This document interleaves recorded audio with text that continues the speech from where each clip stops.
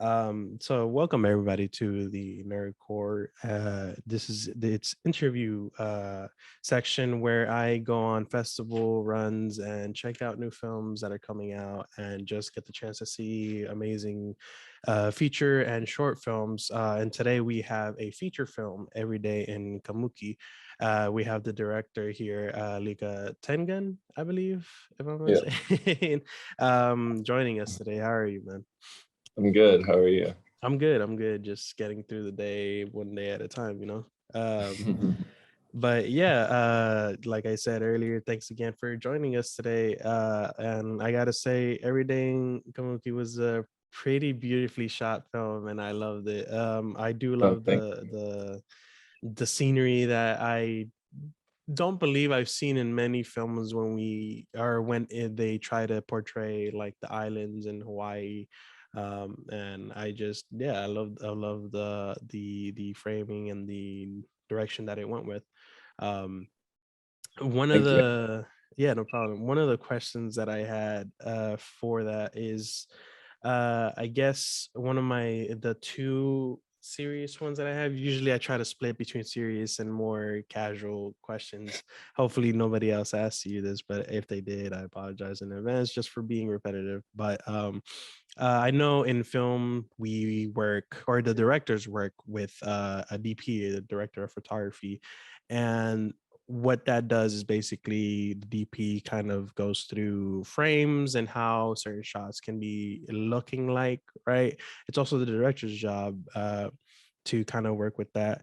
I wanted to ask you, was it a duo collab between your director and yourself when picking the shots and all that, or did you take full control or majority vote over it, or was the DP? No, it was definitely a collaboration between Chapin Hall Mm-hmm. and I, but certainly a lot more indebted to Chapin in terms of crafting the image, and we did a lot of sort of camera testing to even land at the right aspect ratio. Mm-hmm. We Chapin was like combing through. He hadn't met Naz before, so I just showed Got him you. Naz's Instagram, and we're like, we loved, Naz's worldview through on his Instagram page. Chapin was like, what if we did like a square, Oh, like okay. we just made it square, and he Yeah. and it was really it like we did some tests and it looked pretty cool. It was pretty bold. It could have been pretty interesting, but ultimately stretching it out a little bit to 4x3 just felt it felt a little more cinematic. So Mm-hmm. that was the safer choice. But I'm glad it worked out. And Yeah. there's a lot of night shots and a lot of urban Mm-hmm. lighting and Christmas lighting as you have in your In the background. background, So yeah. yeah. Yeah, my editor in chief also saw it, I believe, in Sundance, if I remember him mentioning correctly. And we were debating because I texted him after if he'd seen this one before, and he was like, "Yeah, I saw it. It was good." And we were kind of questioning because he can tell off the bat whether a film is like on film or not, like 30 Okay. millimeter, or is it digital? And I kind of wanted to ask because I couldn't figure it out. He figured it was film. I'm still in between. Was it film or was it digital? And you guys just worked with the 3:4 ratio. um I I'm tempted to leave. I love that people can then have that debate. Like that's a it's cool. I mean, that's what we wanted, but ultimately it's not film. We Oh, okay. it was shot on digital, but Chapin and our colorist Abe Mhm, uh worked really hard on the color grade and the mhm. film grain to get it, you know, to this specific looks. So Yeah, uh it worked yeah, out because he was like, no, it's 100% film. It has to be. that's And I'm like, that's I was amazing. I like, love hey, you're the one that knows about that, so I'll leave I'll leave that and just ask it if I get the chance.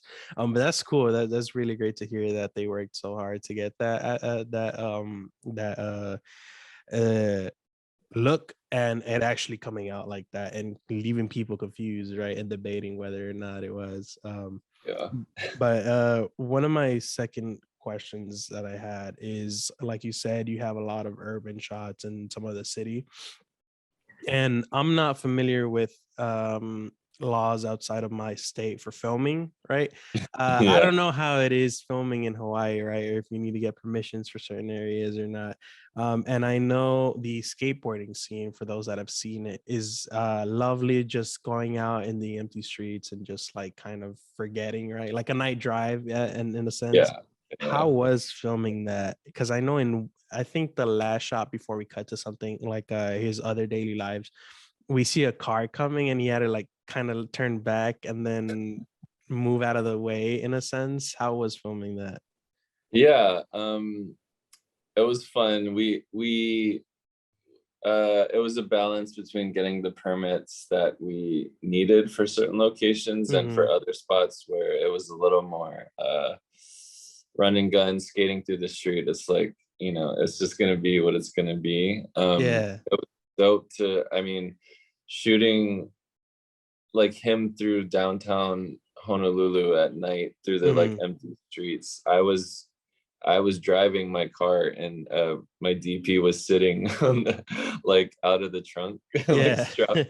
strapped into the trunk, and so Yeah. that's basically how we shot that, and Oh, that was a okay. lot of fun. Okay. I'm glad you guys didn't get in trouble for the more Yeah, running gun yeah. aspect, because sometimes some depending on who you get caught by, it can be difficult with that from my own experience. Um, One of the other things that plays a lot into the film that I really enjoy is the music. I am one where I usually just play my own playlist where I add songs if I find them interesting and stay there until I find something else to add, right? And then continue forward. I'm not like, oh, let me check out the what Spotify has to offer in today's top 100 or like the indie scene. And I really like the music here. I wanted to ask, did you kind of make a list for the music that you wanted to add pre-production wise, or was it a post-production thing, or was it just like a production thing where it's like, you know what would be good here, this song, and then go Uh, from there? yeah, it was definitely a mix of both. I mean, we knew going into it that Nas wanted to feature a lot of his friends' bands in it. So this Hmm. band Goon Goon, we used like 6 or 7 of their songs. And the more I listened to them, when we started editing, I was listening to all types of music, and these artists, Nilifer Yanya and Taishi, I was listening to a lot, and their music really felt very like organic. When I was Hmm. watching the film, it kind of sunk into it in a very natural way. So that's how we. Oh, excuse me, my camera was having issues. But that's cool. Okay. That for me, I'd be very confused on like I want all of these, but I can't, and Yeah, I have to select. But it was a it was a process, and shout mhm. out to my music soups for getting a lot of the music locked down, like Yeah, 90% of our temp music they were able to get. So that was pretty huge. yeah, props to them. Um, the I guess this would be my last question for you is reflective but not really. I've kind of made it my thing of kind of making the directors or anyone that comes on kind of reflect on about their work and how they might continue forward. But I know this film is like a coming of age drama with Nas kind of figuring himself out throughout the whole thing. Yeah. He lives this peaceful life, but he kind of feels unfulfilling and all that, right? And I love that type of genre because sometimes you can relate to the character, right? Um, and I wanted to ask you, do you plan on continuing this style of filmmaking or this selection of genre, or do you want to kind of branch out a little bit into horror, action, or kind of mix them all in your own style? Um, that's a great question. Yeah, I think, before we made this film, I had never done anything like this, Hmm. stylistically. So that's what was really appealing about it. And I think in general, I'm always trying to do something a little different than I've done Hmm. before. So uh, I ultimately don't feel bound to any genre. or style, just whatever best suits the story that I'm telling in that moment. So Oh, yeah. cool.